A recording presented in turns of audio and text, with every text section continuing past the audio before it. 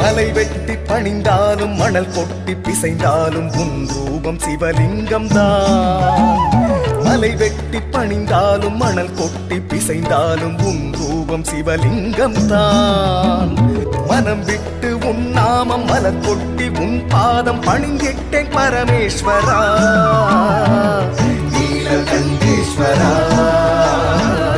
எங்கள் சர்வேஸ்வரா.